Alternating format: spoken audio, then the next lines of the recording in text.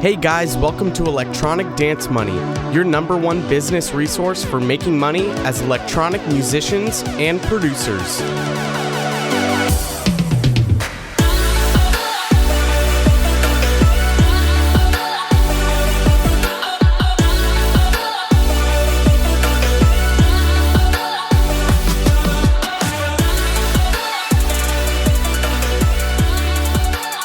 All right.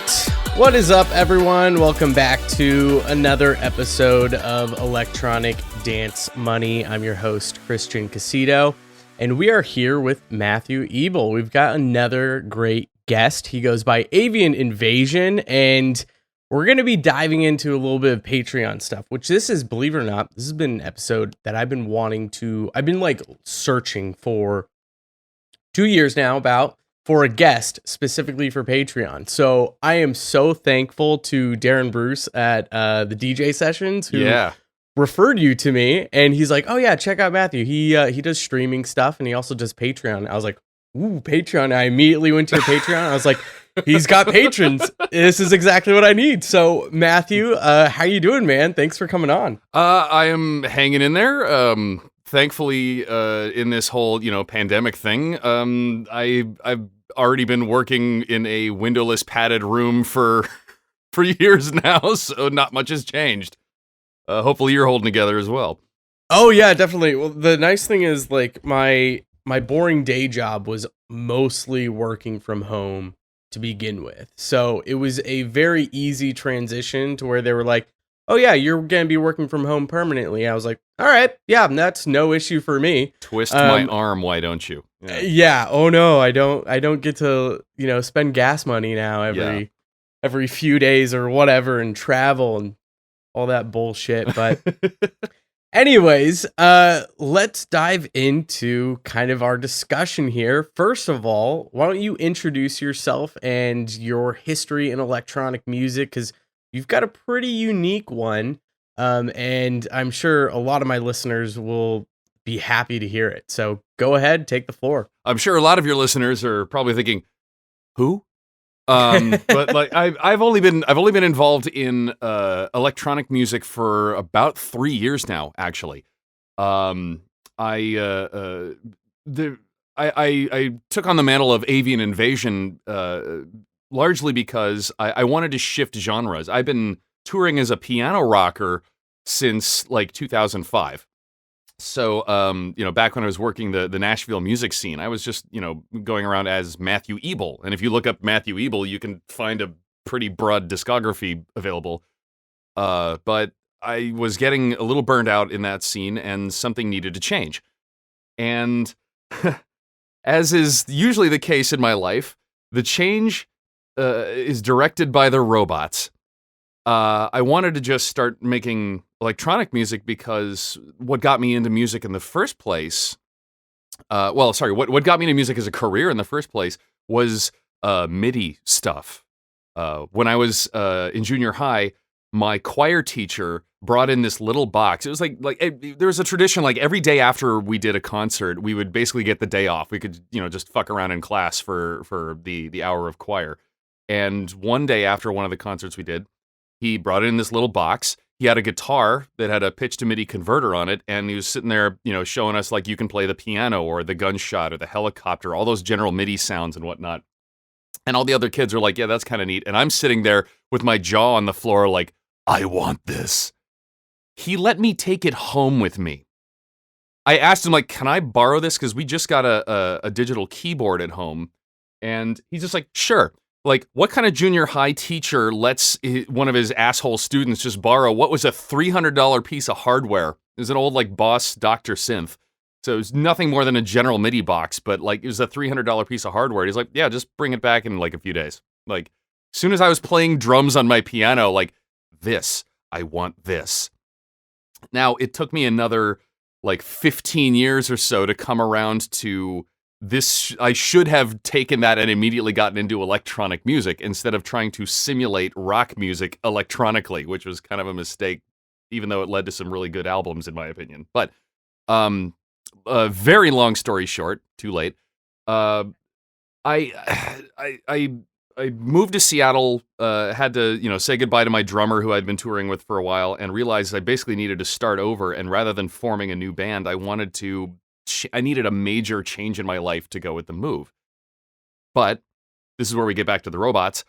I can't change genres and still release it as Matthew Ebel, because if you go and look, if you want progressive house music and you go look for Matthew Ebel, something like Pandora or Spotify is going to recommend other stuff from Matthew Ebel.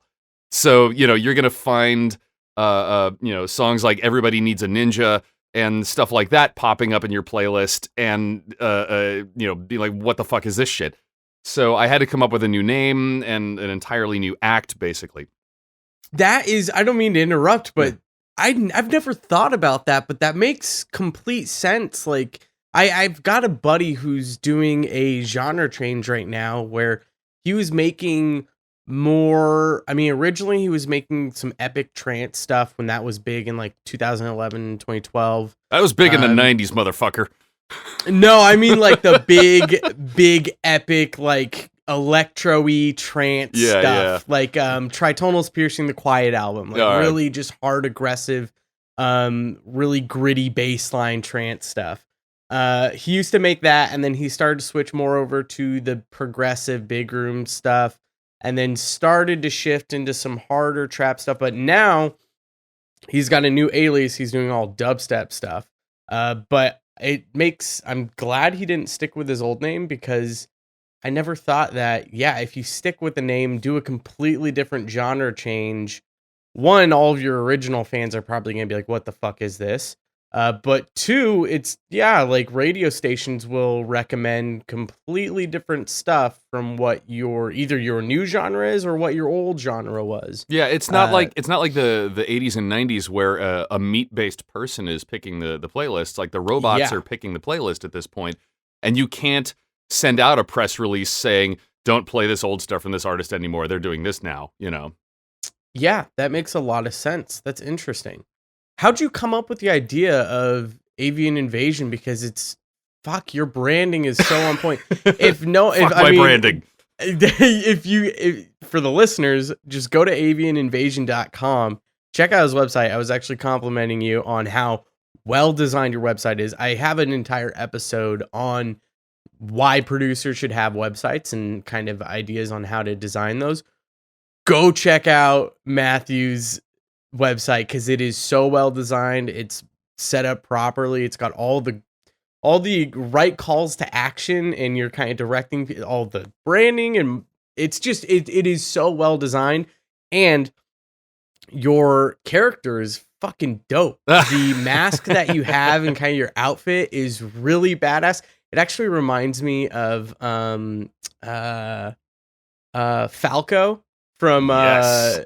Is that kind of what you're from Star Fox? Yes. Yeah. Is that kind of? So I've been involved in like if anybody's ever heard any of my old Matthew Ebel stuff, I've been involved in the sort of the professional geek scene for the better portion of my career. So I've played science fiction conventions, furry conventions, steampunk conventions, gaming conventions, that kind of stuff, and that's my people. I'm a consummate nerd, but I'm not I don't play D&D, and I'm not huge into video games. I just really like that imaginative, speculative fiction stuff. So the origin of Bird One, of Avian Invasion, is somewhat autobiographical. The story goes that Avian Invasion used to be just a man, a very old one, and he became bitter and jaded and calloused over time, and parts of him just started shutting down. And he was rescued by the birds, who rebuilt him, filled him with hope, and sent him back into the universe to discover that hope and that beauty in other people. And I went with birds largely because I've been fascinated with birds since I was a wee babe. I absolutely, specifically osprey. Largely because, they spend their winters in Cancun, they eat nothing but sushi, they got a cool hairdo, and I was surrounded by them when I used to go fishing with my dad, up in Eastern Washington. So, I've always had an affinity for birds, and it just seemed to work. Since this is like a music business show, The other part of it was I needed something that would involve some kind of a mask or something like that, and that's nothing new. Like, Daft Punk, Deadmau5, Marshmello, all these people have been doing that. Black Tiger, Sex Machine, they've all been utilizing that for stage effects. But the difference is, unlike Deadmau5 and Daft Punk, a lot of those people are still in their 20s. I'm not, and I'm not going to be in my 20s anymore, and a mask makes me ageless. If you've ever seen Daft Punk take the helmets off, they're old dudes, like they've been at this a while. So I think they are in their 50s now. Late 50s, I think. Like they've been working the scene for so long, but they are ageless because of the masks they wear.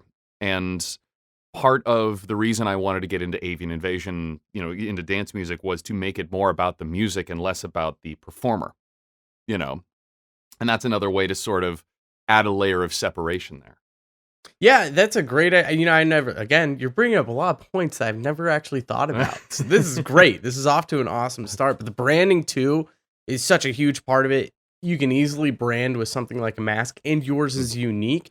And the fact that everyone listening here, now you don't necessarily need to come up with a character for whatever you want to do as an artist, but notice how, take note how Matthew he has a story for who he is as an artist, which is so unique, and it creates this drive and something that you can attach to and apply to your music. It gives your music purpose. It gives you as an artist purpose. And that is, that's something that's so damn rare that you don't really find that. You don't find people giving their art purpose so much anymore. They're kind of just doing things because they might feel like they need to do them, but also because they want to, but there's not life behind the art that they might want. Well, I'm not going to lie to you and say that, a lot of the times when I'm producing tracks, I'm just I'm making thumping noises and seeing what sounds good. It's not like I'm always going into something with some kind of a holy quest. But yes, at the same time, it's sort of like, if you're running a business, you should have a mission statement, so that you don't lose that grounding. An important aspect of developing a character with Avian Invasion is there is that separation between the artist and the product. And if you're not looking at music as a product, just like a cup of coffee at Starbucks, then it's never going to be a successful business. So being able to draw that line between who Matthew Ebel is and the Bird One character, the Avian Invasion universe, So it's part utility and part I get to be something more than myself when I put this on. When I was touring as Matthew Ebel, I dabbled in that a little as Captain Matthew Ebel, but it was not. Yeah. I needed not something nearly to this extent. Needed something a little bit more, something more imaginative as well. I'm glad you said mission statement, because I guess that's my point. It is, as producers, sometimes probably 90% of the time, just going into the studio is just fucking around with sounds and finding what sounds good. There's not necessarily you don't have this, like you said, you don't have this magical quest that you're trying to go through. Yeah. But having something that is brandable or within your brand that can still, that helps guide you and make specific decisions that you may want to make for that brand, that you may otherwise not necessarily have or know. Because, if you don't have a mission statement, if you don't have goals, then you're kind of just aimlessly wandering and hoping things happen. You and I need to start some kind of a seminar or something, because literally, when I go to conventions and whatnot, I usually lead a 3-part panel on how to turn your art into a business, and the first thing in there is all about branding. Yes. Zay Frank was a blogger, podcaster, back in the day, said that your brand is the emotional aftertaste that you leave behind. And that's the phrase that sticks with me. You're it's everything. It's your logo. It's your business card. It's the fonts you choose. It's your name. Yeah. It's the clothing you wear. It's not just the logo that you put, on your albums. It is all of this stuff coalescing into an emotional aftertaste that you leave behind, and it's the product of everything you do. If you have a lock on, or at the very least, like a somewhat firm grasp on what your brand is, it's going to make it a whole lot easier for you to be effective as an artist going forward, because it'll inform what events you go to, what colors and fonts you use on your printed materials, your business cards and your posters and stuff. Like if you have that at least somewhat together, it doesn't have to be focus grouped and locked down to the point where like Disney is. Yeah, you can, it takes time. It's not, this isn't something, especially with brands. Coming up with a brand, it's not like you can just, come up with a name and a color scheme and that's it. Yeah. It takes a while. My Envious audio brand for my mixing and mastering business took a solid, probably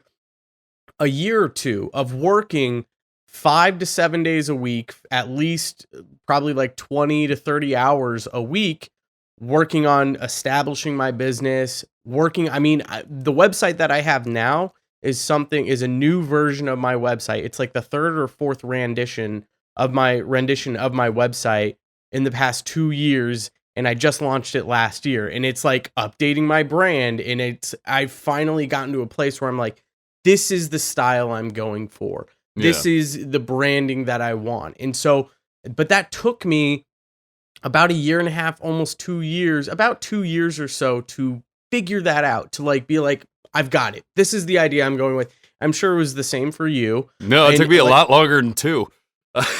Yeah, it takes a long time. But if you go to avianinvasion.com, which for anyone listening, I'll have show notes, enviousaudio.com/episode 49, where you'll be able to go check out all the links there. And I'll have a link to avianinvasion.com. But if you go there, you get the sense of the emotional feeling. You get the style. You know what to expect. And it's not like you're going to hit play on your Spotify playlist player and be surprised by anything. You're going to know what you're getting into. And it's everything, the logo, the font, like you said, the coloring, everything is so unique. And the art style is, it's just, it all fits. It fits.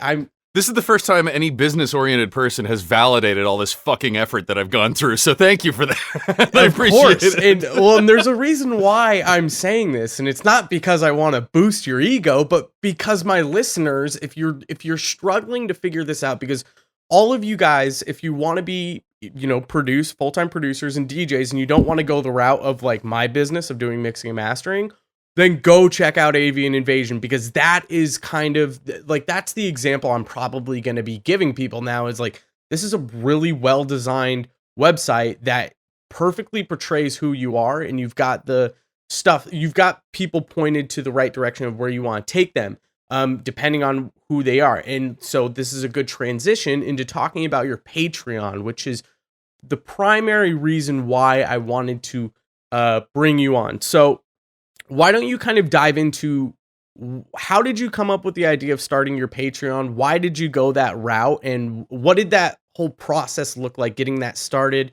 and getting your first patrons? Well, actually, I started doing Patreon 5 years before Patreon started doing Patreon. I am not going to lie to you and say I invented the concept of the premium fan club, because, like, Rundgren had been doing that. They Might Be Giants had been doing that sort of shit for, years, like before the internet.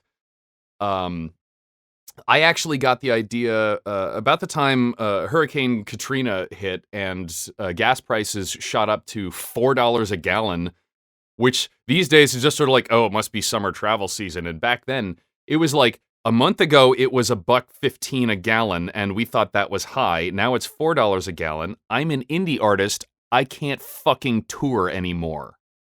Like you were barely scraping by as an indie artist, doing the road tripping thing when the gallons moved faster than the dollars back in the 90s.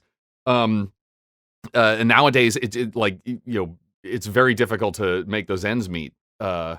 And wages certainly haven't even caught up now, let alone like that quickly then. So I had to figure out what can I do to stay relevant and stay in front of my fans. a friend of mine at the time named Jeff Smith had set up a thing where called Ringtone Feeder, which may still exist, and it was a plugin running on top of a WordPress site that created a podcast that also had it was password protected and it was subscription based, and he would send you ringtones. Remember, if those of you that are old enough, remember when you paid for ringtones? Yeah, I do.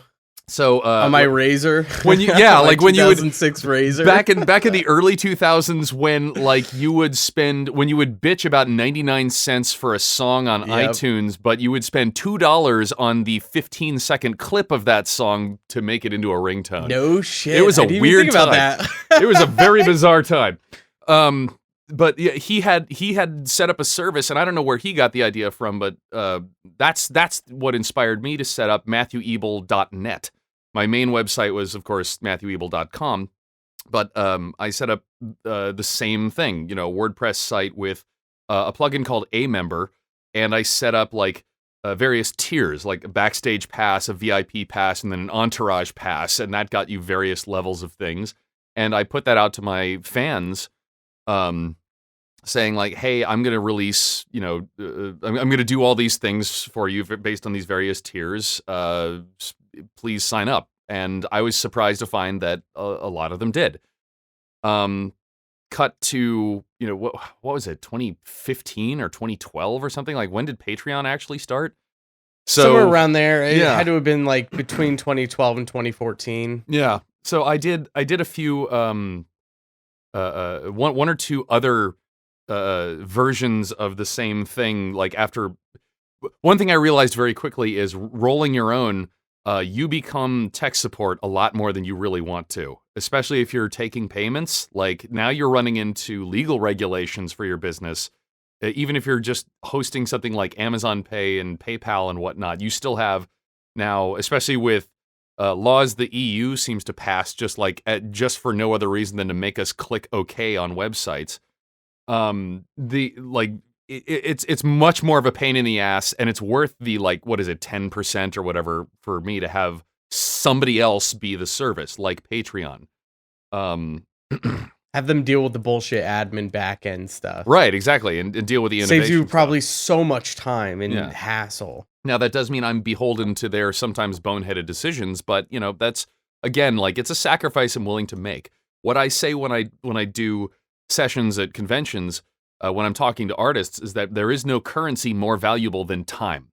Yes. Your time spent in front of that keyboard or that art desk or that sculpting material or whatever, that is, you can find $10 sitting on the sidewalk. You cannot find 10 minutes lying around on the sidewalk. And this is one of the big points that I bring up in one of my episodes where I talked about automation and saving time as producers. Especially if you're running a business and you're making money with that business, if you want to immediately double your income and double your wage, find out how to do what you normally do in half the amount of time. And that is what automation does. That's how you go from making $50,000 a year to $100,000 a year. You might need to spend 50 to 100 hours initially to get everything set up, learn the systems. But then if you only have to spend 100 hours to then double your income, that pays for itself almost instantly. If you're enough of a nerd that you can learn to program in Python, the world is your fucking oyster. I can tell you that. Yes. So it's or even with Apple scripts. My business coach, he has I'll give him a little plug here. He started a business last year, I think it was last year, called Bounce Butler. And he designed this program in Apple scripts over 10 years ago. And the entire point of the program is to he basically has this script talk to his DAW, and it automatically exports all of these. He's a mastering engineer, so he can set it to, he'll work on all these projects, and then he'll check all these projects, and it automatically exports everything for him, and then it'll text him and say, hey, all of these are done exporting, and it'll upload them to Dropbox for him. Oh, that's great. So he no longer has to sit there and export each one at a time, wait for it to export, and then it saves him, I mean, probably hundreds of hours, if not thousands of hours every single year. And now it's a service you can go get for like $10 a month. And there's so many other, mixing and mastering engineers and producers it's saving them insane amounts of time with this pretty simple script. Brought to you by Bounce Butler. Exactly. Yeah. So, if anyone's listening that's interested in that, again, I'll have that in the show notes. But yeah, go on, man. Yeah. So, it's one of the things that is I've always tried to live by is have the robots do the work for you wherever possible, and be a person when you're interacting with your fans. Yes. Like do not let the robots handle your fan interaction, because I've seen people do that and it goes badly. But having Patreon handle the back end of the subscription thing was like I was happy to jump from rolling my own to that now that there was a viable service, because there needed to be something that people trusted enough to hand their credit card data over to, and that's a big part of it. So once Patreon actually became ubiquitous, and there's a few others now like it that people actually do trust.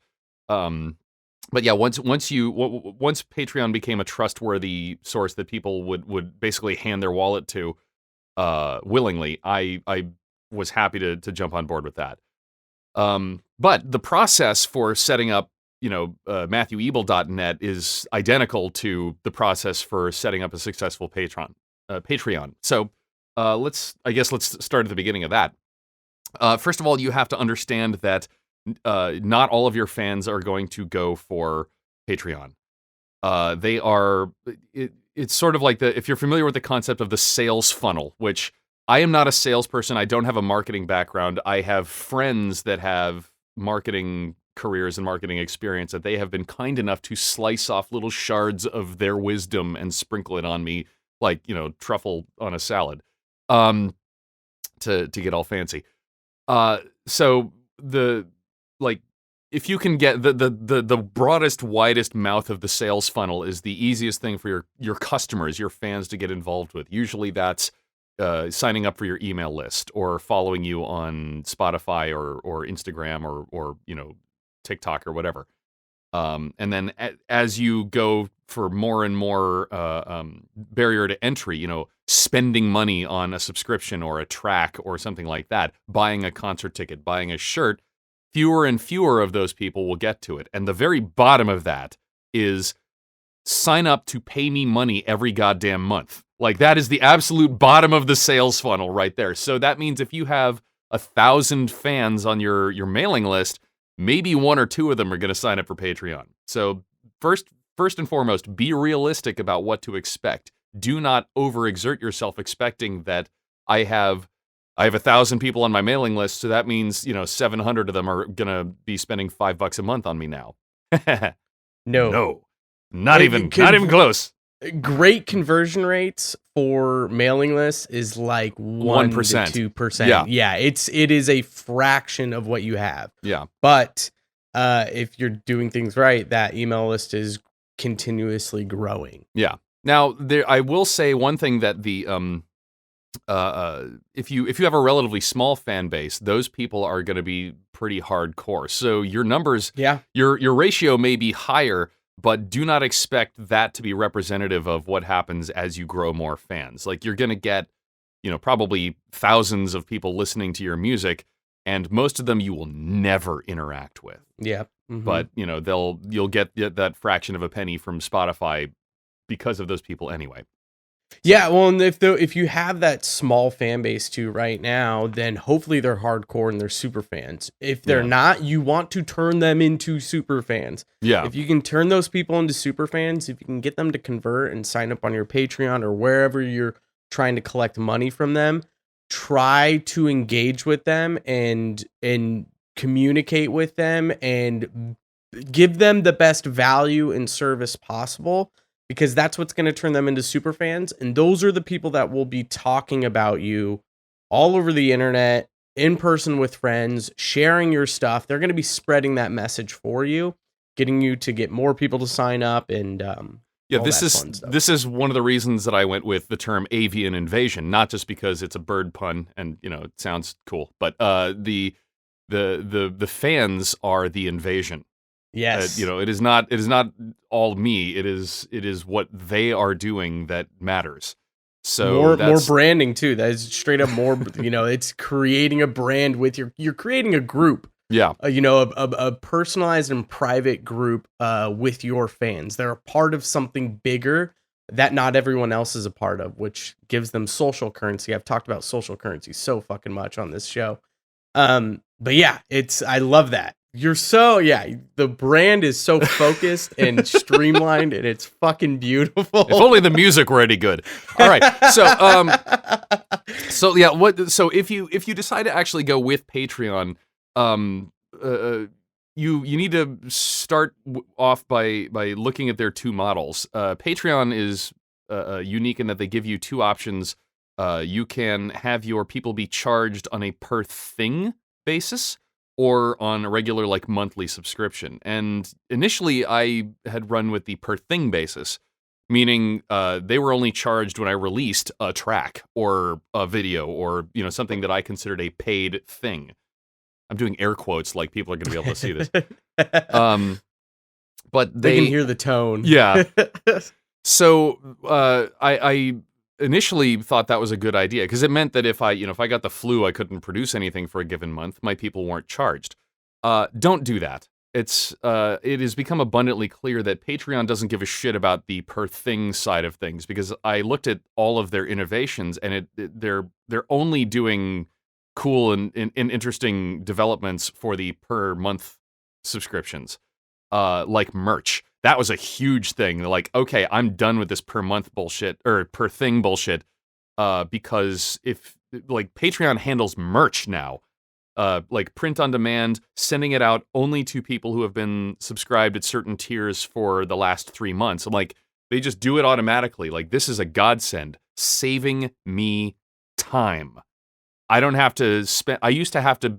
I did a goodie bag once a year, and I'll get to that later. But I did a goodie bag for my VIP, pass holders and my entourage pass holders, once a year, which basically meant I spent a full week of my year getting shirts made, ordering mailing supplies, sitting on the floor of my living room, surrounded by mugs, shot glasses, t-shirts, hoodies, whatever, all these artifacts that I would send out once a year.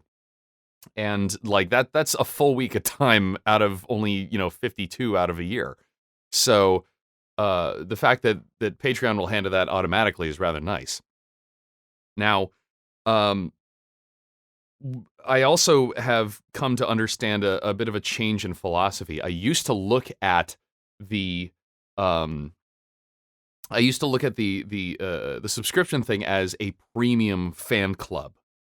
Not to look at this as like every fan is going to go here, but I need to make this the VIP thing.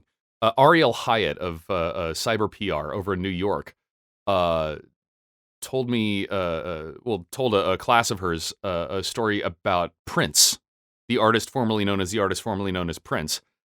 And something that he would do is whenever he would play a show, he would rent a club next to the venue. They would just buy out a nightclub for the night, which, depending on the club is not that expensive. I've done that, for my own shows. But they would charge like $1,000 a head or something like that after the show to go hang out at the after party with Prince. So Prince would be making, the venues and the managers and all that kind of stuff would make a lot of money on doing a sold out show at whatever arena he was playing. And then he would make nearly that much just to hang out with people drinking after the show. Because if you've got a club that fits, 1,000 people, well, that can be $1 million gross, and you get to say, I spent $1,000 and I got to hang out in a nightclub with Prince. And keep in mind, he just played an arena probably with 50,000 people. Right, so yeah. You're now a fraction. Talk about social currency. you are now a fraction of that group, a very small group that gets to hang out with Prince. Yeah. It sells itself. Yeah, so that's that was the impetus for the sort of like premium fan club. Try and make your experience. Now, granted, like tone it down a little. You're not Prince. Yeah, exactly. You can walk around like you're bigger than Prince, but you don't. Yeah, no.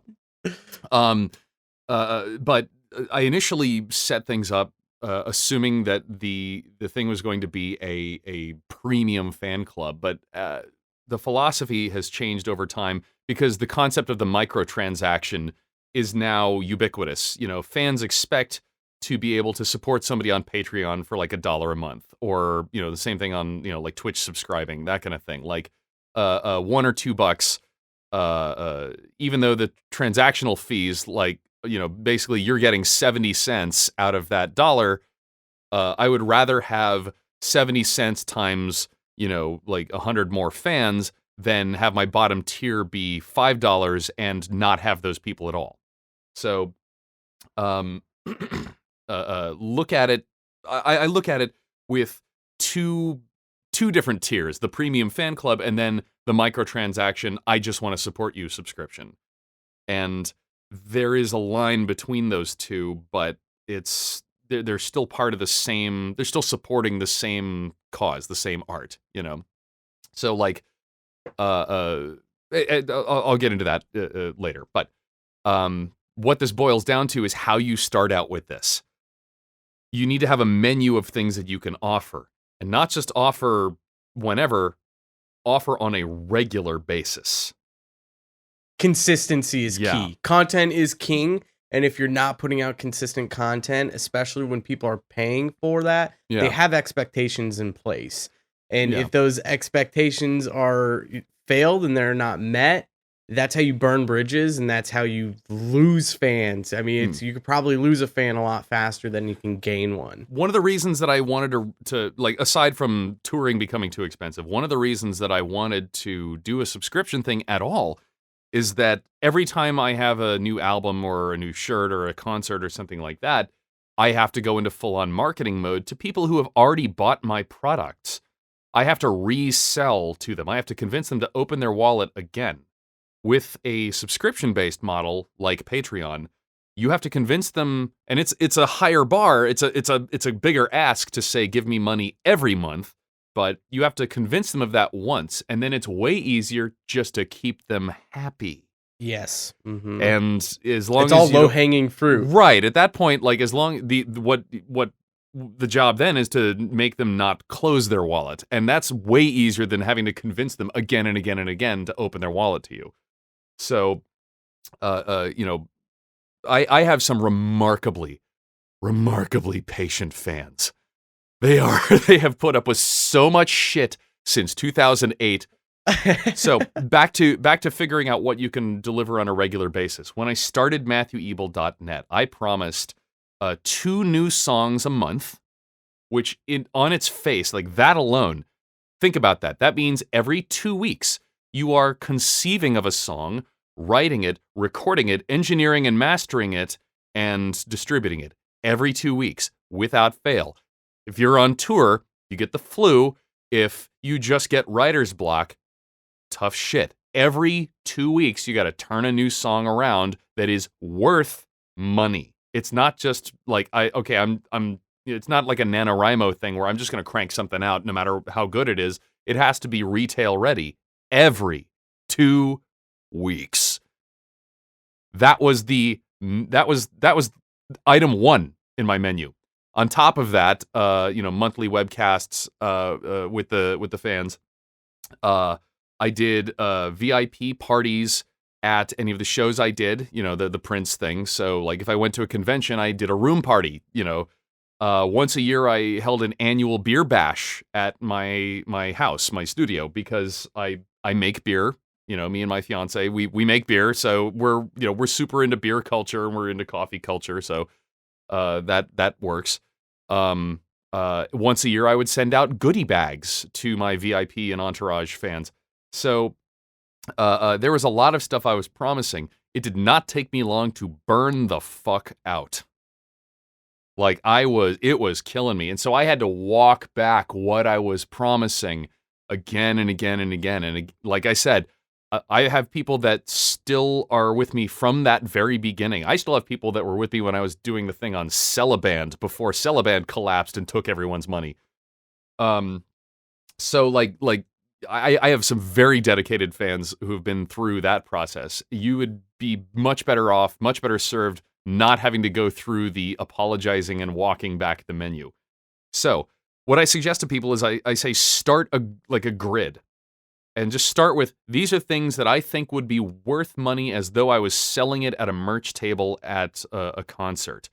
For musicians, like, you know, in the case of this show, this audience, for musicians and producers, the most obvious product is singles, you know, new tracks, whether that's, you know, radio versions or, full tracks, you know, full extended mixes, whatever you want to call it. Remixes, yeah, bootlegs. Exactly. The other thing I promised, backing up a little bit, was one live recording every month, which means on top of that schedule, I had to book and perform and record and engineer a live recording as well. That's a lot. Yeah, and at the time I was flying to a convention at least once a month, so I got live recordings, but then I had to engineering stuff. Were you a full-time artist? I've been a full-time artist since 2007.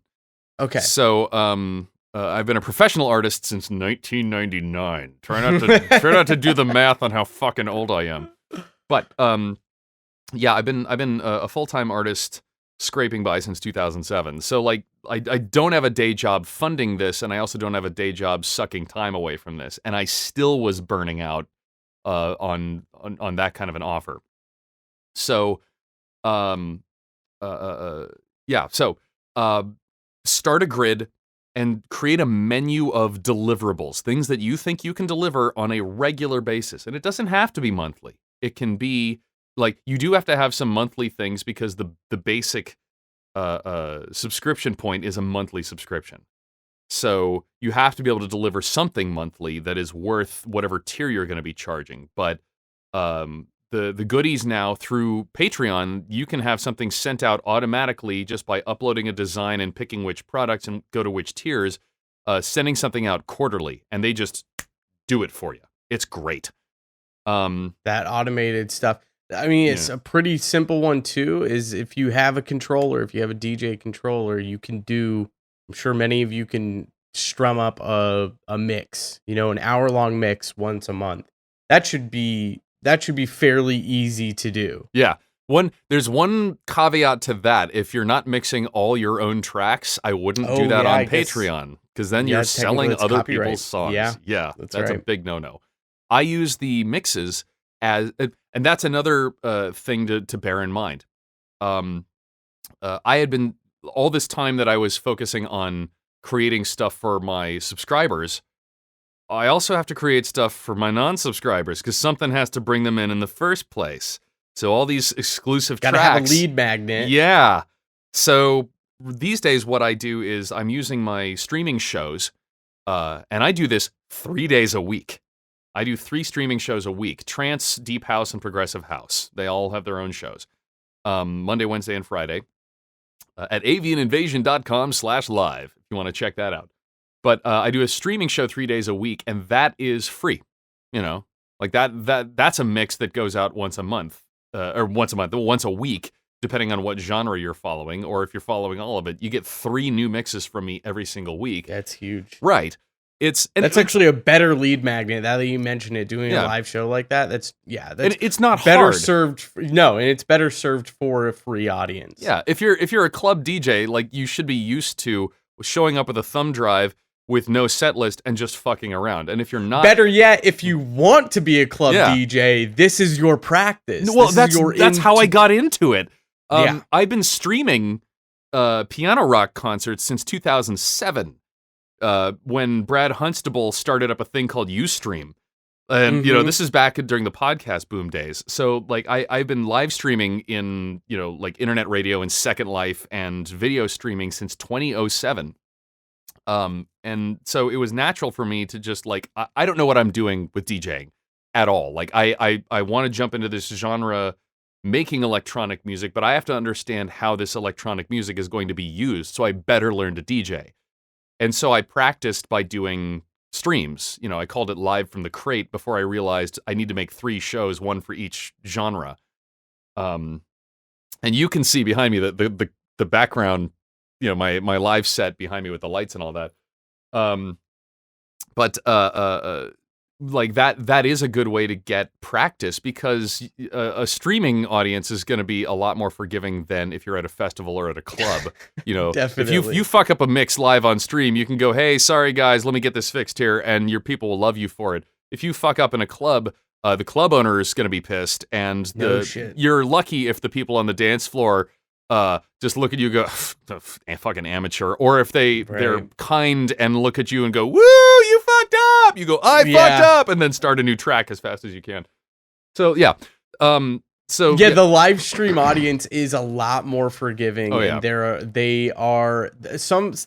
they like that raw insider look too. Yeah. It's more of a unique take on you as a person.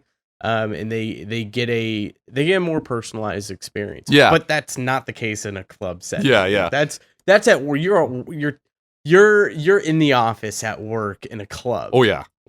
And it's fun. Don't get me wrong. I love my office, but it is definitely a higher bar to meet when you're in front of a meat-based audience. Yeah. So what this coming back to the Patreon stuff, you, on top of all the stuff you're doing behind the paywall, you have to have that sizzle that brings people into the steakhouse. You have to be releasing something that gets people to that paywall and convinces them that it's worth paying for in the first place. And so if you try to promise too much and you overspend your time working on stuff behind the paywall. Overpromise, underdeliver. Exactly. You're not going to be able to create anything. I used to have the songs that I was making, I used to release them exclusively to my subscribers. And now the arrangement is the songs that I produce are going to be exclusive for a limited time. And that's a good idea. It's usually like upwards of a year later that they go public. And a lot of times, and here's where something like Patreon comes in really handy as a producer. I'll release something to my fans, like I release works in progress, IDs, whatever you call them, as I'm creating the tracks. But then I release the Officers Club version to them, and I get feedback from them. And like, it would have been. I was kind of hoping like this build would have been better. Like it takes way too long to actually get into the track. Like that's feedback. I can fuck with that later when I release it publicly and send it to Spotify and whatnot. I get feedback from the people who care about my material the most before sending it to people who have never heard of me before. So it's like it's one part subscribers, one part fan club, one part board of board of executives, board of directors is what I'm looking for. Helping you shape your vision too. Yeah, like I've always looked at my subscribers as the pirate crew, and I'm the pirate captain, and I mean that. Yeah. You look up like how pirate ships actually worked. It's not like what the captain says goes. Pirates, at least according to David Cordingley's books and whatnot, like the research I've done because I've been fascinated by pirates before Disney ruined it. It's pure democracy. And everybody on that ship has a vote. Everybody on that ship has a say. The captain makes the final decisions during battle, but that's about it. Like, listening to your hardcore pirate crew will make you a better producer as well. Yeah. Because these people are invested in your art they're more your than customers. Well, they're not just your customers. They are, like you said, like Kevin Kelly said, super fans. Yeah. They are the people who care more than your average Spotify listener. So they care infinitely more than your average Spotify listener. So back to the grid. So come up with a menu of things that you can offer on a regular basis, and that can be single releases, stems, because some of your fans are producers or might want to dabble or might just have a good idea of a mashup or something. So stems for the songs you're making. You could have an entire producer tier as well, specifically for producers, where you are releasing, maybe you're doing tutorial videos or you're doing one-on-one coaching stuff or group coaching or whatever it is that you're doing specifically for those producers and DJs that are following you. And then you have, like you said, you have different tiers for just fans. Yeah. Other things are anything that makes it a more personal involvement, like hangouts and events, exclusive after parties or exclusive perks at after parties.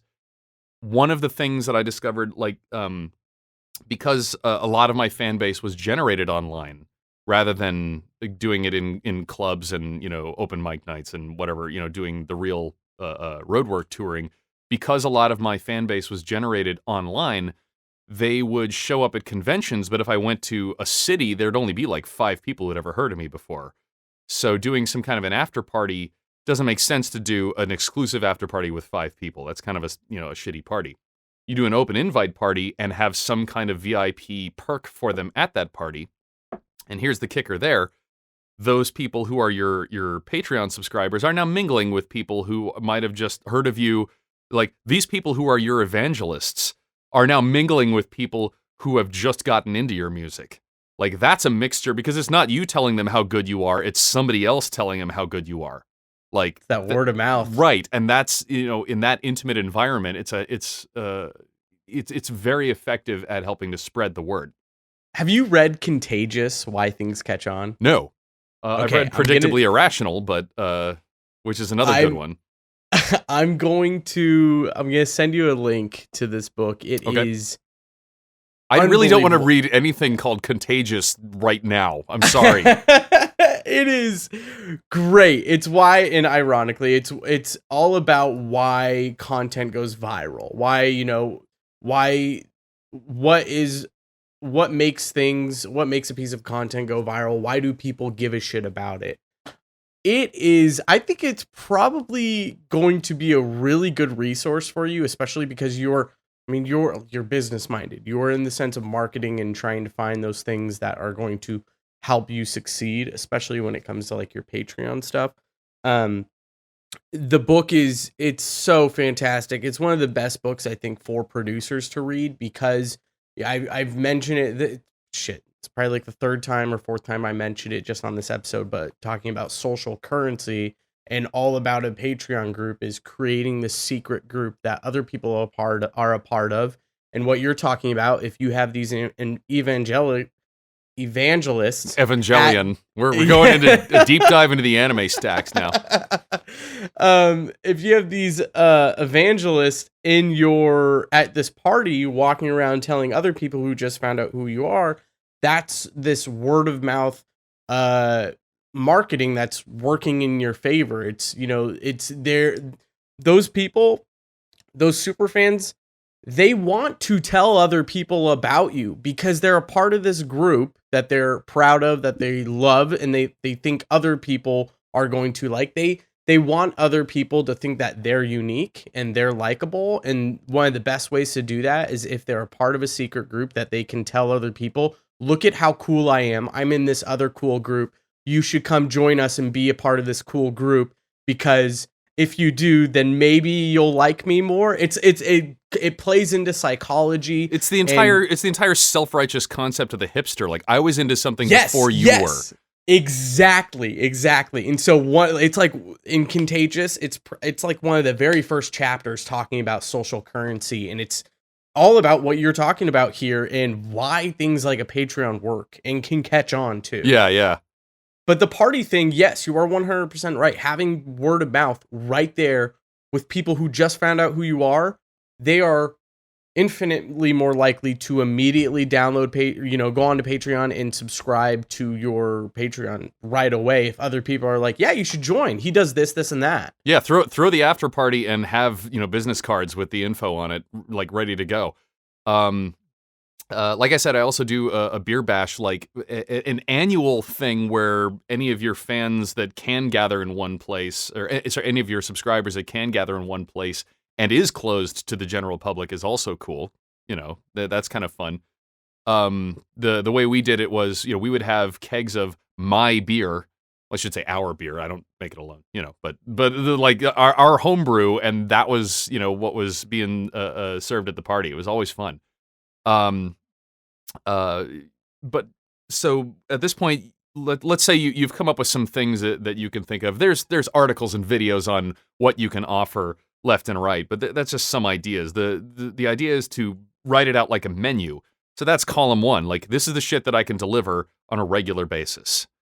And be creative with that, but understand that. Understand that this is your product line for Patreon now. Your next column is what each of those will realistically cost in time and money.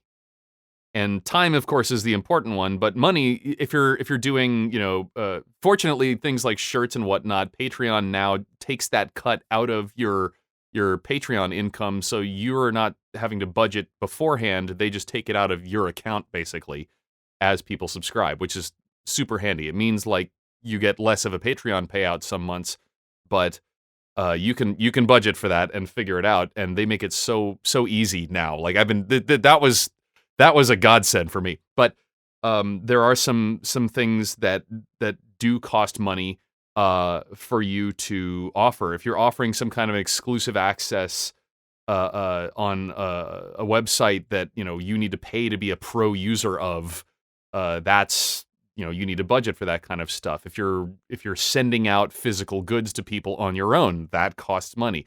Write all this down. Figure out what it's gonna take to make each of those things happen. And it's okay if it's an inordinate amount of time. That then informs, like, the next column. How often will you promise to deliver this? Like, 1 new song a month is pretty respectable, pretty reasonable if you can actually pull that off. I wouldn't go for 2 unless you are like Bob Dylan or Ryan Adams and, like, somebody bumps into you and 3 songs fall out of you. Like, like, there are people like that, and they're aliens, and I need to find out where their home planet is. But you still have to produce stuff for non-patrons. I can't stress that enough during this process. So whatever you're promising, you have to make sure you still have time and money and resources and creativity left over to do something for the non-patron people. So at this point, you have your menu of items, you have what you think it will cost you in time and money, and that then informs how frequently, weekly, monthly, quarterly, annually. I wouldn't do anything more than longer project than once a year. Like the annual goodie bags I used to do and the annual beer bash are pretty much the only things I did on an annual basis.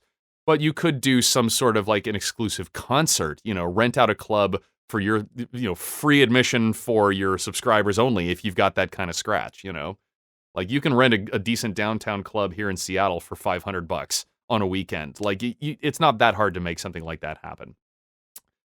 My advice, and I guarantee you nobody follows this. I wish I had followed this. Do it privately for a year. Set your schedule, set your production schedule up, like how you think you're going to do your Patreon. Do it privately for a year. Set some goal 1 year from now of a big project. And when I do these sessions at conventions, like, there's writers, there's podcasters, there's costume creators, there's graphic artists in the room.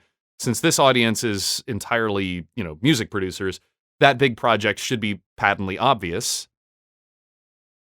An album? Thank you. Yes, I was going to say. All right. Thank God. Yeah.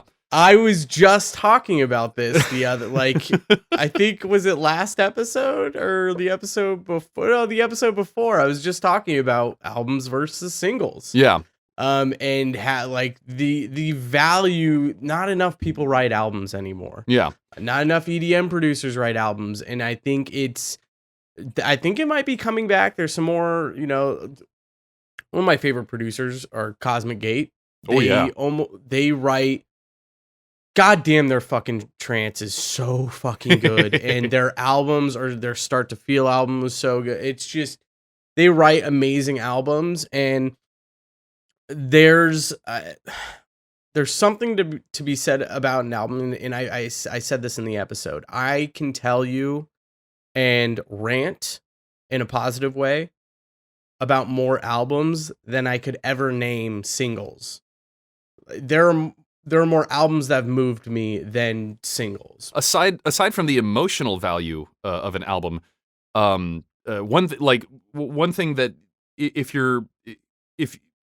you can use Patreon to help facilitate a long format project by releasing singles and whatnot only to your Patreon people, but like doing it as I'm working on an album. I'm going to release things for this album to you guys, and I'm not going to release it to the public until it's an album. So what I was suggesting with doing it privately, not actually starting with something like Patreon yet, create an album in 1 year time, like 10 to 12 songs, whatever. That's basically one song a month. Well, do what you think you can do for Patreon without charging people money for it for a full year. That will tell you whether or not you can maintain that schedule. In that year, you might get the flu, you might have a death in the family, you might have some kind of an interruption that life throws at you when you're not scheduling things. That will teach you what you can and cannot do. You might actually find like, hey, I can actually promise more than this. Yeah. Or you can't, and then if you can't do it, then you haven't overpromised. Right. You promised no one. You save having to eat shit and backtrack while people are paying for it. You can pull back. That's amazing advice. So don't, come up with the content ideas for the Patreon. Start working on it for an entire year and see if you can keep up with that. And if you don't release any of that, when you do start your Patreon, you now have content you can immediately start with as well. So I was getting to that. Let me finish. I was getting to that. So at the end of the year, now you have a big project that you can immediately dump that onto Kickstarter to make that even better, and tell people. Like I've done 2 album releases via Kickstarter before, and I'm assuming most people here are familiar with, Kickstarter and Rocket Hub and stuff like that. I never went to Kickstarter without having the product done. I always went to Kickstarter with the product, trying to make the product better. I have an album I recorded and engineered myself. If we raise this much, I can hire a real drummer and a real guitarist to replace my fake keyboard parts. If we raise this much, I can take it to a real studio and have them do it on their equipment with their engineer. If we raise this much, I can send it to a real mastering engineer instead of doing all this shit myself. Like basically doing it that way, but no matter what, the product is ready. At the end of a year of doing your Patreon thing, you now have an album that you can take and like do a Kickstarter to say, let's go for a vinyl release, because vinyl's still expensive. I think CD Baby or disc makers or whatever can handle vinyl now, but you can shop around for vinyl. But at the end of that year, you now have a product, a big cohesive product, and all the perks for a Kickstarter campaign are already there. You have videos like, in progress videos that you would have been releasing to your subscribers every month or every week or whatever that you can then, package together with this final release. You have shirts and whatnot that are made and ready to go. You have all the remixes and stems and all these little things that you would be handing out as perks on a regular basis. You can now say, here's the high tier package for Kickstarter. Use the Kickstarter funds to basically like hire a publicist or something to then make that album go even bigger. And then for all those people that back you on Kickstarter, all the people that buy the album, you can say, hey, by the way, I do this every month. Come join me on Patreon. And it's a good way to start, with a good foot forward, saying like, not just, trust me, I'm going to make a good product. Here's the product. No shit. You can do this you can get pieces of this every single month. I'm going to start working on a new album right now. You can come along for the ride. Wow, dude, this is blowing my mind because you've set such a good roadmap for making yourself a successful musician and creator, not just through Patreon, but Kickstarter as well. But my mind is so fucking blown. I'm so on a Zoom call here, just dude. I know. I'm so excited we're having this conversation and other people get to check it out because everything you're saying is you're teaching everyone that's listening how to successfully release an entire album. ultimately it's hard to fail at what you're talking about, because if you're not allowing yourself to overpromise and underdeliver. You're allowing yourself to create the product, come up with the ideas, spend an entire year coming up with the things that you're going to create, slowly build on to that, and then you can pretty much show the final product and be like, this is what the product is. Do you want to make it better? Because we could make it even better if you want. And all you have to do is pay for this. And people go, hell yeah, they pay for it. They get an even better product that they're wanting, that they're extremely happy with. And then you can say, hey, we do this over at Patreon every month. You can see the entire process. You know, you can see how the sausage is made as well through the entire thing, which another great book, Show Your Work by Austin Kleon. Have you read that? On one of these shelves in this studio right now, I have that and Steal Like an Artist. Yes, dude. Yeah. Steal Like an Artist is fantastic. Oh, yeah. One of the best books. Show Your Work is amazing as well. Which he talks about that, about how people want to see that process. They want to see your wins. They want to see your losses. I was just going to say, that's an important deliverable to Patreon that you don't then roll into the final product. Failure. Yeah. Show your failures. I have failed. I've sent so many in progress songs to my subscribers that have never actually coalesced into a finished single, just because it felt forced. You know, like songs are like farts. If you really have to force it, it's probably shit. I can't remember where I stole that from, but you know, it's a philosophy that I have to live by sometimes. And yes, that's another bird joke, I guess. There's a lot of poop jokes in the bird world. Oh my god, that's hilarious. But yeah, like these people who are signing up to pay you money every month out of their hard-earned cash, like, they deserve to see you fail. And if you have the presence of mind to explain what you learned from it or why you failed, that makes it even better. But that's a product. You couldn't sell a half-assed track as a track. Nobody would pay money for a half-assed track. But like your failures are as much a product to the people that are invested in the process as your successes are. And that's something that you can throw in there. You can't really plan like, I'm going to post one failure a month, but it is something. It's a way to cut your losses, basically. Instead of, I wasted all this time on this thing I don't think is ever going to see the light of day. At the very least, it's content that you can deliver to your patrons. I love that. Damn, dude, the amount of knowledge you just fucking dropped was unreal. That. I should be a lot more successful than I am. I don't know why. Well, I don't get this. You know, it's every artist is different. Everyone's journey is different. And I mean, shit, you've only been at this artist for 3 years. 3 years, yeah. I think 2017, right when I moved from the Boston area to the Seattle area. Yeah, that's not a lot of time. That's a fraction of time. And I always tell EDM producers, like, when you're getting into electronic, now granted, you've been in the music industry for a while. Pretty much my whole life, yeah. Yeah. You're in a different position, though. You're in a position where you can see success a lot faster. I tell new producers who have never touched a DAW ever or really been involved with music, I tell them, if you're getting into this and you want to be a full-time producer, you better plan a minimum 10 years being involved grinding for 10 years. If you can accept that, then there's a potential that you could, that might be shorter than normal, or you're going to hit that 10-year mark and you're going to see those big, long strides being taken, and all of a sudden you're going to start seeing some success. So for you, it could be you've got 2 more years before you see, really great success. I mean, yeah, we'll see.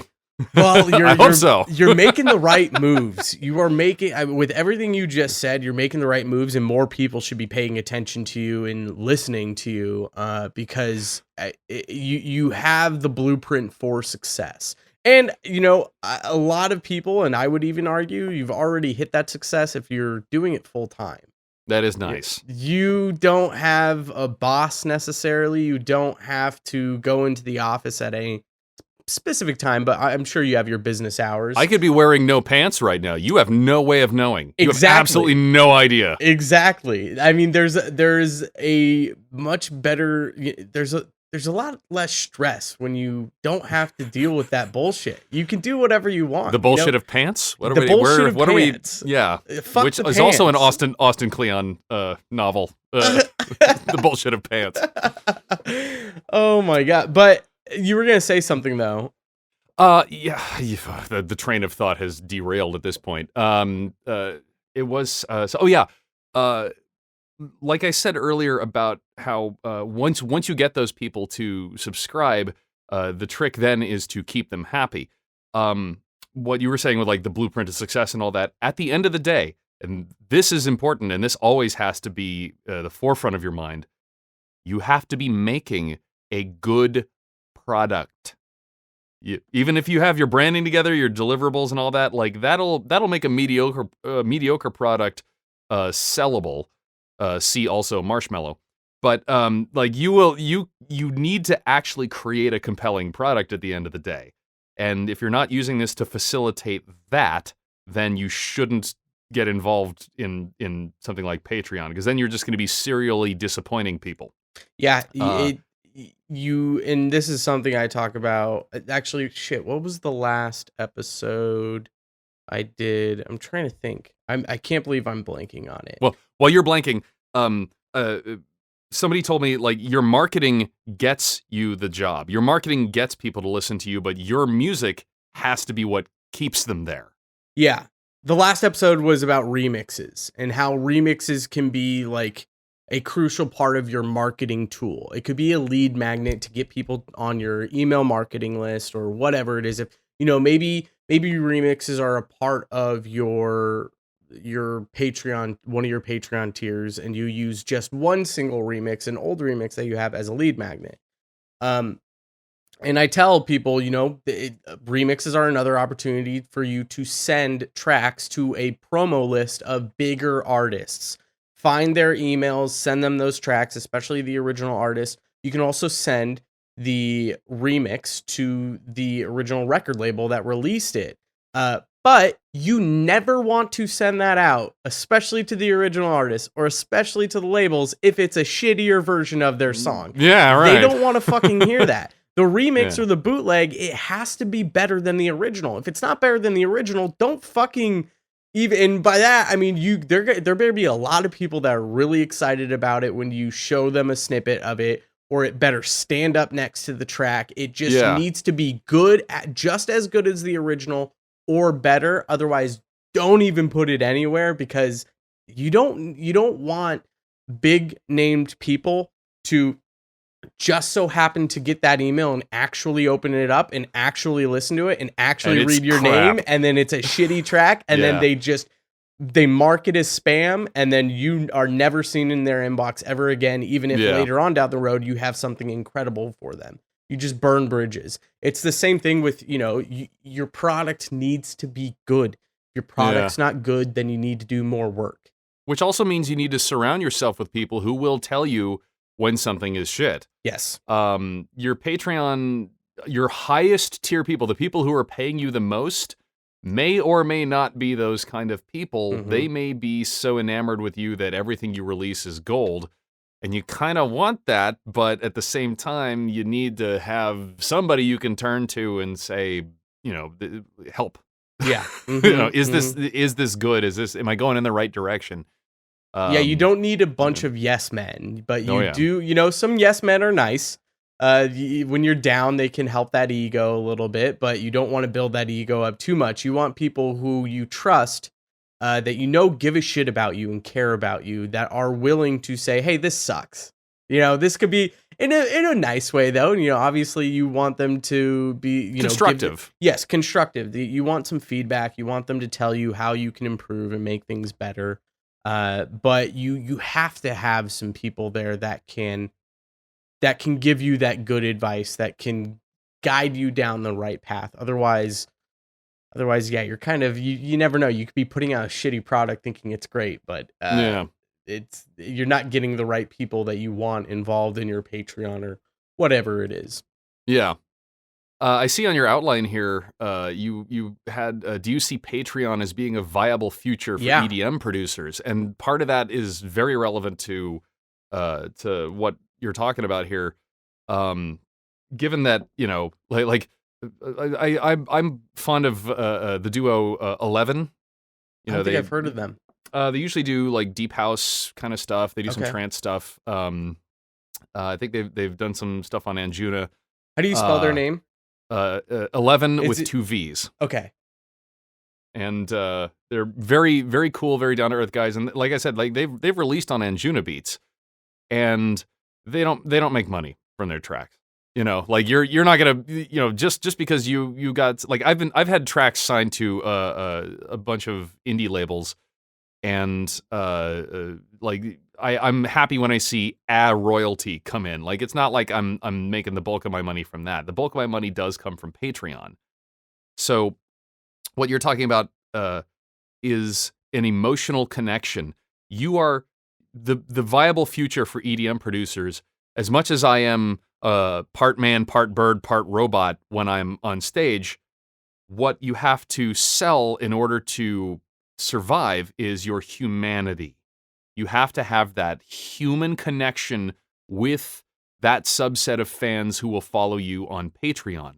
And the humanity is what will keep you in business. If you are, like, people will pirate music, but they'll support a person. And so you have to be that human being. As much as I want to believe my own hype and believe that I'm some space bird bringing hope and light to the universe, that's great and all, and I can jerk off to that, in my marketing bedroom all I want. But the fact of the matter is, I have to be an approachable person to these fans, and that's what they want to support. They want to support me. They like the music. That's what brought them to me. But they are in it for my success. They're living vicariously. I would recommend people watch the movie Rockstar with Mark Wahlberg.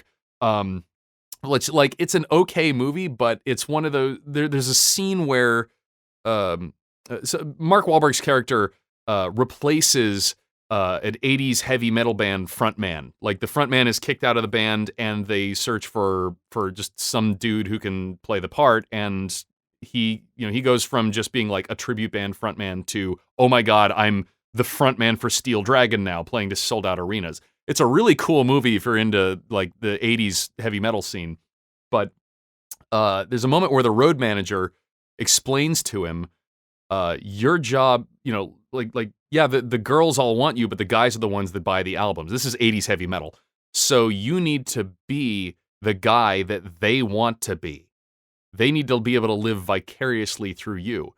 It's a little superficial, but at the same time, there's truth to that. Yeah, your super fans, the ones that are going to support you on Patreon, they're trying to live vicariously through you a little bit.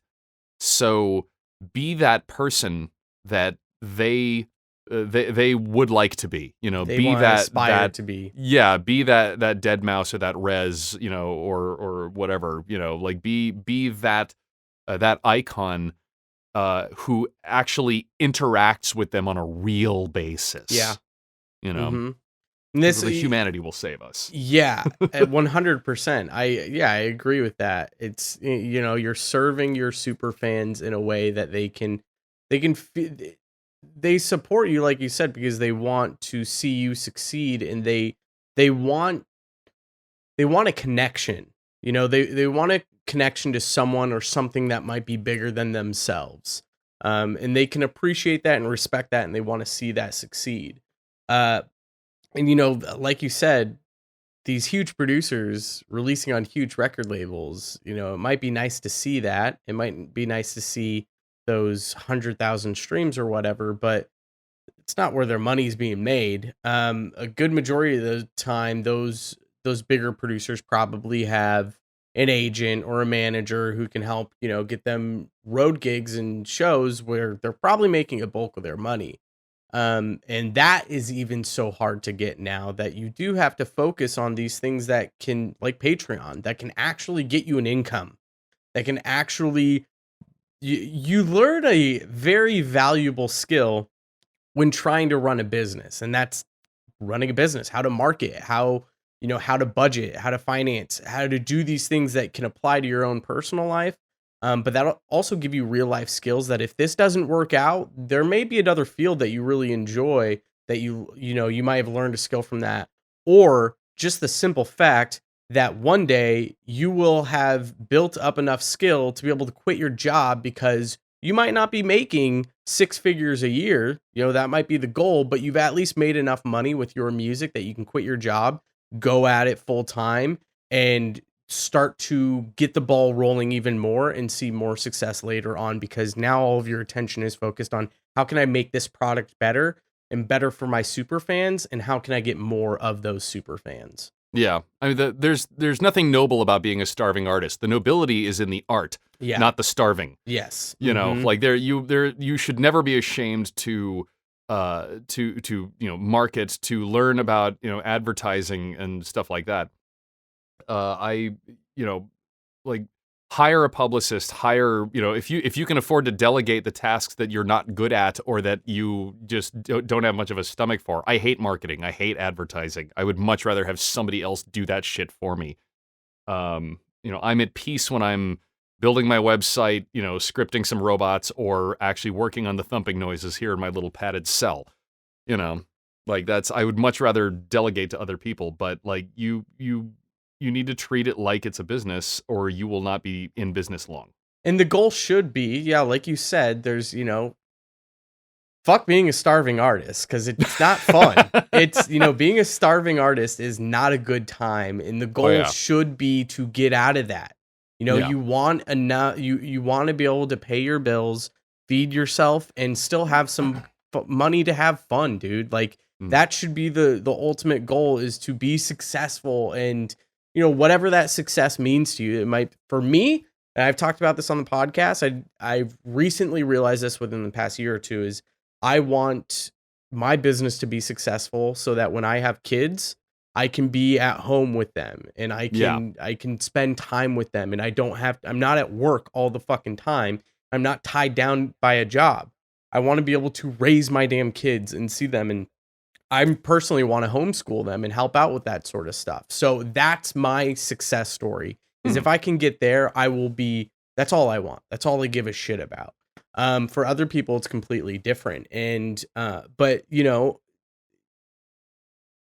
starving artist thing is really interesting, because so many people are like, I don't give a shit. I'll eat cup of noodles every single day for 3 or 4 years. And it's like, it's not fun. You want to talk about depression, that goes into really deep, dark, depressive states that can railroad you more than anything. Go on. I was gonna say that's part of the reason I moved from piano rock into dance music, is I just felt like my career was stuck in neutral and I needed a change.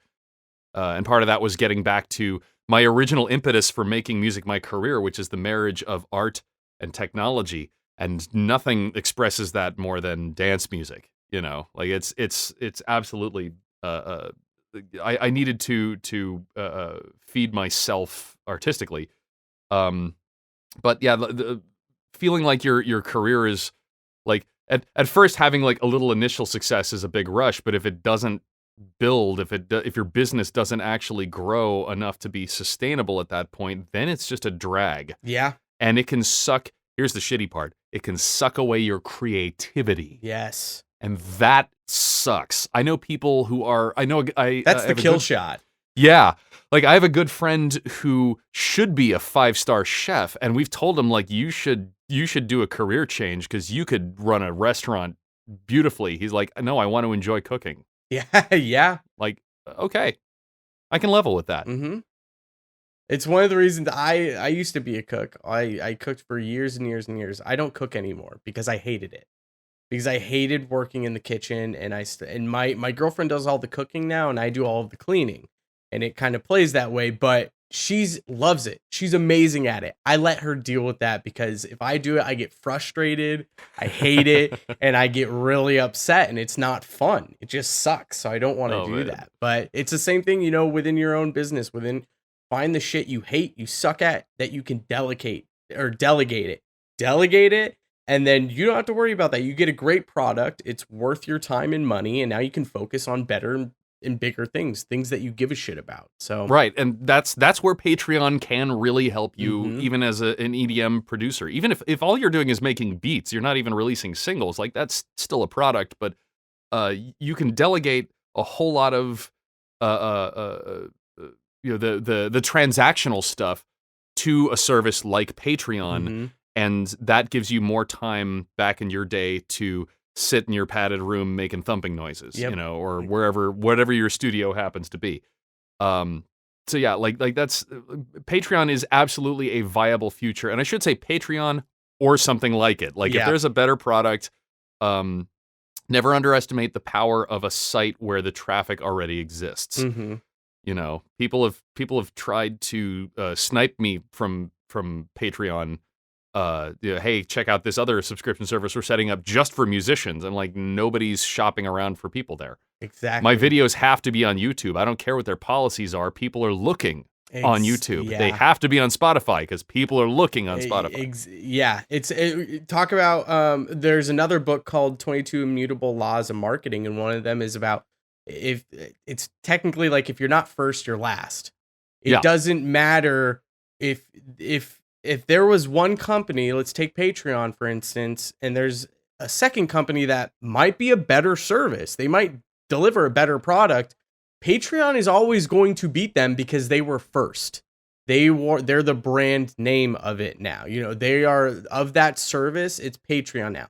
People are going to reference the second business by calling it Patreon. Yeah. It's just kind of, it's like Googling things. It's like, you can search stuff on DuckDuckGo all day, but you'll probably tell someone to go Google it. It's a verb now. That's what you do when you search things. You Google them. Regardless go for it. Sorry. I was gonna say, regardless of your search engine, you're just go Google it. Like, that's the barrier to being first is a boulder. The barrier to being better than that first person is a mountain. Yes, you can be better, but it is a massive uphill climb that you probably won't get over. It's just Pepsi's always going to be second to Coca-Cola. Coca-Cola is always, here in the South. I'm in Texas. Everything is Coke. Every soda is Coke. Yeah. It's, even if you're drinking, I remember that from my Nashville days. That was weird. You'll ask for a Pepsi and they'll go, okay, you want a Coke? And you're like, wait, no. And they're going to give you a Pepsi, but it's called Coke. Like, that's what it is. So anyways, Matthew, do you have anything you'd like to plug while we finish up here? Dude, this was an amazing conversation. Oh, thank you. Couldn't have gone better. I'm so happy I had you on. I'll probably bring you on again, but please, cool, yeah, sure. Yeah, plug your stuff away. Obviously I should be plugging, avianinvasion.com/Patreon. And we can do a whole show about using redirects instead of just sending people to patreon.com later. But that's you talked about my website. We should have a whole conversation about that kind of shit later. We should actually. You're a perfect guest for that. Let's plan for it. Well, if people are bored in the meantime, head to avianinvasion.com. I stream 3 days a week. Progressive House on Mondays, Trance on Wednesdays, and the Early Bird Breakfast, a deep house set every Friday morning. Hell yeah. Which is not really morning so much on the East Coast, but whatever. I get up as early as my musician ass can get out of bed on a Friday morning. But yeah, head to avianinvasion.com and feel free to drop me a line. I am a human being underneath all the robotics, and I would be happy to hear from you. Sweet. Awesome. Well, yeah, I'll have all the links that we talked about in this episode at enviousaudio.com/49, enviousaudio.com/episode 49. So you guys I'll have all the links there too for them to check it out. But Matthew, thank you so much. I appreciate you taking the time, and I'll talk to you soon, man. Hey, it's been fun. All right, take care. Thanks for checking out this episode of Electronic Dance Money. I hope you enjoyed it just as much as I did. This was a really, really awesome conversation with Matthew. So happy that I was able to have it with him. Head to enviousaudio.com/episode 49 to check out all of the show notes. Check out the Electronic Dance Money Facebook community. Just search Electronic Dance Money Community. Rate and review the show at Apple Podcasts if you guys enjoy it. Stay tuned for the next episode. It is going to be an awesome one. I'm so excited for it. I've been waiting for this guest to come on for quite a while, so I can't wait to showcase it to you guys, and hopefully you enjoy it just as much as I do. Anyways, take care, and I'll see you guys next time.